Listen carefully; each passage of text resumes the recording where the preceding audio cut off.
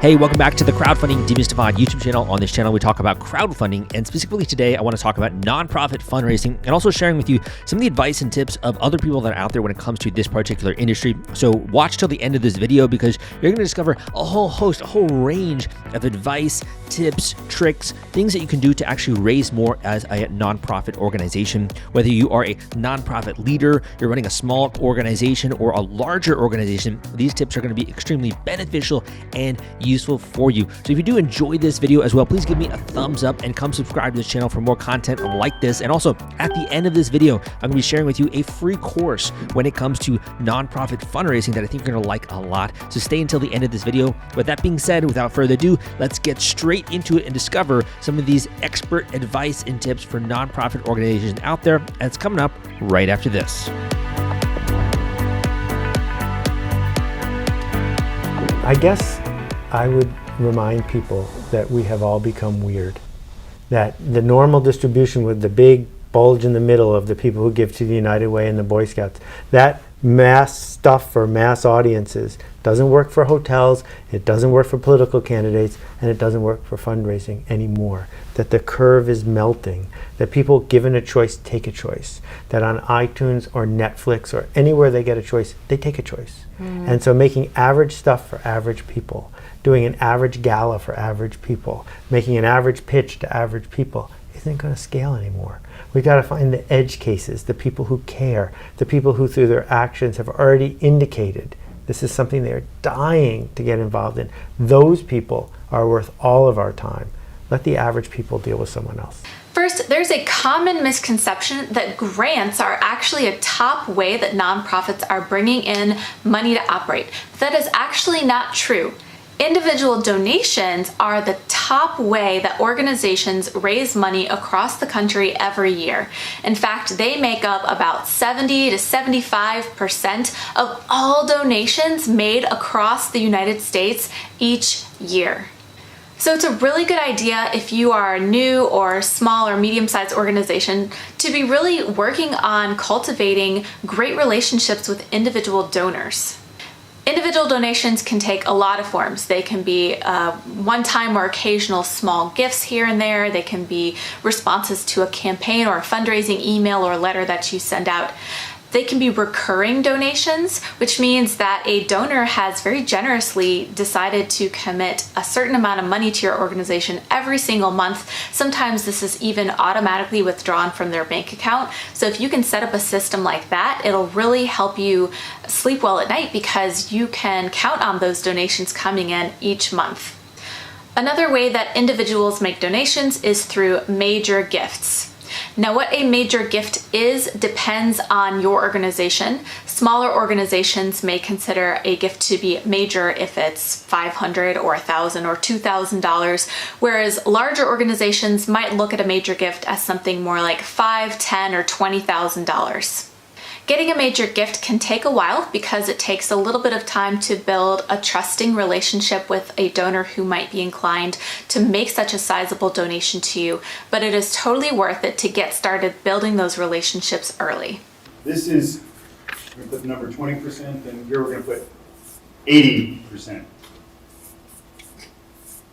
Okay. Now this is a very standard mathematical equation that probably most of you know, which says that 20% of our donors give us 80% of our money. And when we say donors, I'm talking about individuals, corporations, foundations. We put government money and earned income sort of outside of that picture.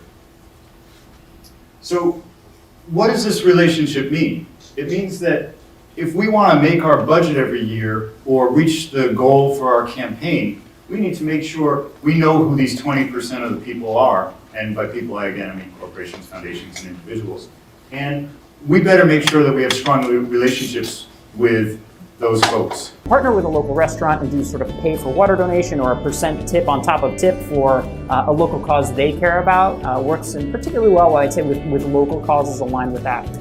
Okay, next topic, drives. These are things where we're raising in a cluster and group. Workplace giving is a big one where you're in the workplace. You can work with charities.org to do this in order to get part of people's donations out of their paychecks to be given to you on a regular job. You can do a penny drive, classic, toss up a penny, collect a lot of them, then you have a lot of money. Create a dynamic asking environment.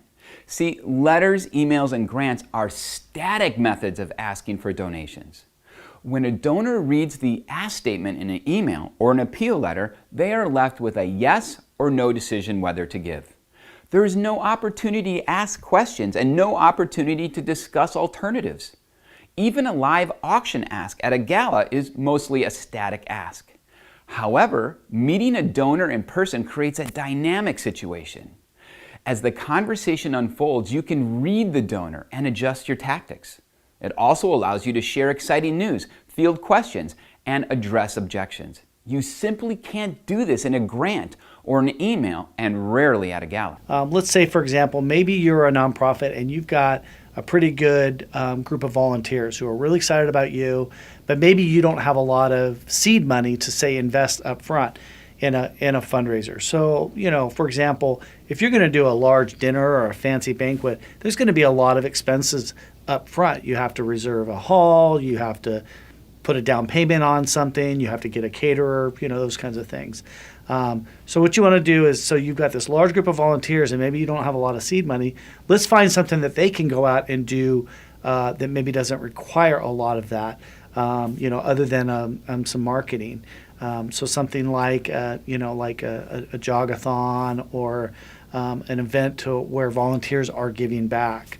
There's a lot of local organizations that will make a donation to your nonprofit through the work of your volunteers. So looking for things like that. That might be another way.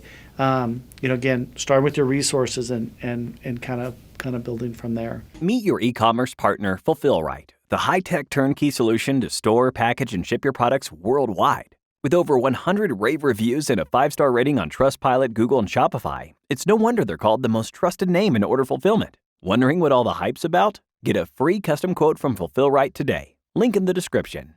Education and spreading a nonprofit's mission are the primary goals of an awareness campaign, and peer-to-peer fundraising is perfectly suited to deliver on these goals.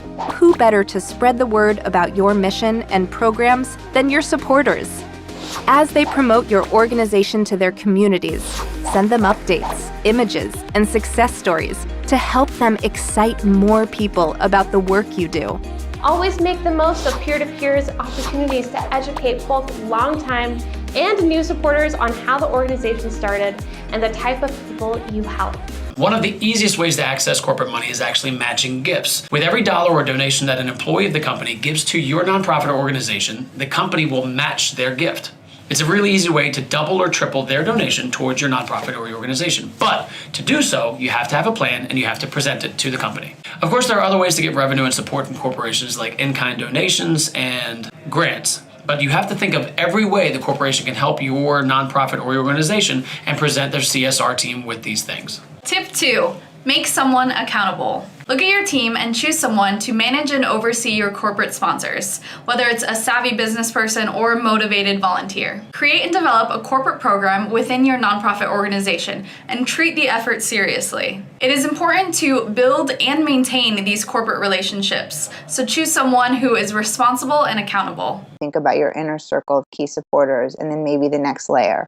How do you get your friends' friends to give? How do you get your friends to advocate for the campaign and ask others to do so?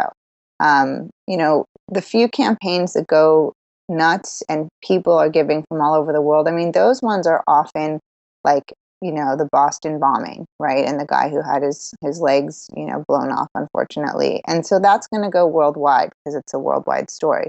But more often than not, these are hyper-local stories that touch a community. And so if positioned right, I think it can really go rampant through the community.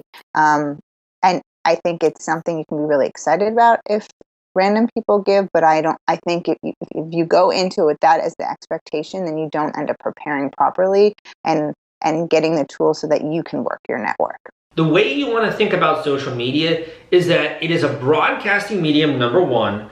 Number two, you can put out content and you can do this for free. And number 3, this is almost like a hook where when you put out a bit of content, if someone watches that, they pay attention to that, they engage with it, then they're going to become much more interested in the cause that you're talking about. So you can put out statistics. You could share an individual story of a person in a third world country who tried to start a business but didn't really know how. They didn't have the right education. So your organization provided that education. They then went from just not having the know-how to be able to have a thriving store in a third world country. Like, that is a transformation, man. That is incredible, right? So if you can demonstrate that and you can put out content that gets people's attention, that gets them interested in your cause, they're going to start to become a part of this top part of this fundraising funnel, which is generating awareness, right? This is a free way to generate awareness. In the olden days, you might have had to own a newspaper. You might have had to own a television station. You might have had to go on TV, go on the radio to try to drum up awareness. You might have to go from door to door or send out physical mailers to people to get their attention. Nowadays, you can do all of that. You don't have to do any of that.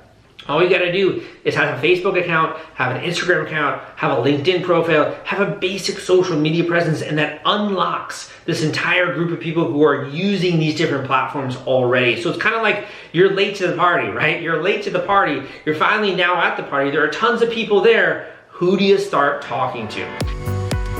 If you're ready to take the next step when it comes to learning about nonprofit fundraising, how to raise more, how to actually cash in on some of those connections, and as well how to take your nonprofit organization to the next level, I gotta share this incredibly valuable link with you, because this is a link to my free nonprofit course when it comes to learning how to do fundraising hacks, how to employ some of these tactics and strategies, how to actually make this work for you and your nonprofit organization, how to incorporate new things like nonprofit crowdfunding and nonprofit fundraising, peer-to-peer fundraising into your donation strategy. Go and check out this link to join my free nonprofit course. Go and check this out at crowdcrux.com/nonprofit course. That link is crowdcrux.com/nonprofit course. And I will also include that link down below in the description as well. I will also link to one of the biggest, I think to me, one of the most incredible things that I brought to my community in the last couple of years. And I spent so much time gathering these nuggets of wisdom, these tactics which are designed to get people, random strangers,